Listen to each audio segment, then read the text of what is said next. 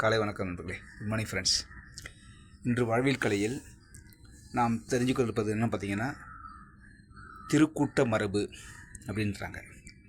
So வாழையடி வாழையாய் வந்த திருக்கூட்ட மரபில் யான் ஒருவன் நன்றோ அப்படின்றாங்க வள்ளுவர். ஸோ அதுக்கு என்னென்னா, நம்மளும் திருக்கூட்ட மரபில் ஒருத்தவங்களாக இருக்குமா இல்லையான்னு தெரிஞ்சுக்கிறதுக்கு 4 விஷயங்களை நம்ம ஃபாலோ பண்ணியிருக்கணும்.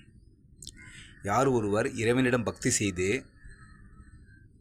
4 ஒழுக்கங்களாகிய இந்திரிய ஒழுக்கம், கர்ண ஒழுக்கம், ஜீவ ஒழுக்கம், ஆன்ம ஒழுக்கங்களை கடைபிடித்து ஜீவகாரணியம் செய்து ஜீவகாரணியத்துக்கான பணிகளை செய்து தவம் செய்து அமிர்தம் உட்கொள்கின்றார்களோ, என்னால் இந்த துரிய சுகந்தனை அடைய வேண்டும் என்ற பயிற்சியில் முயற்சியில் இருக்கிறாரோ அவர்களே திருக்கூட்ட மரபில் ஒருவராவர்.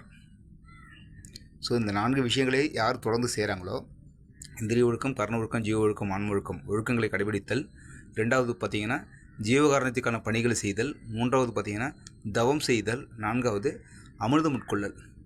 ஸோ இந்த 4 விஷயங்களை யாருக்கு அனுபவங்கள் இருக்கிறதோ, அதில் பயிற்சியில் முயற்சியில் இருக்கிறார்களோ அவர்களே திருக்கூட்ட மரபில் ஒருவர் ஆவர் அப்படின்றாங்க. ஸோ நம்ம அனைவரும் இதற்கான பயிற்சியும் முயற்சியும் செய்து அவர்கள் அடைந்த அத்தனை அனுபவங்களையும் நம்மளும் பெறணுன்றதுக்காக தான் கொடுத்துருக்காங்க. நன்றி நண்பர்களே, நன்றி. Thank you very much.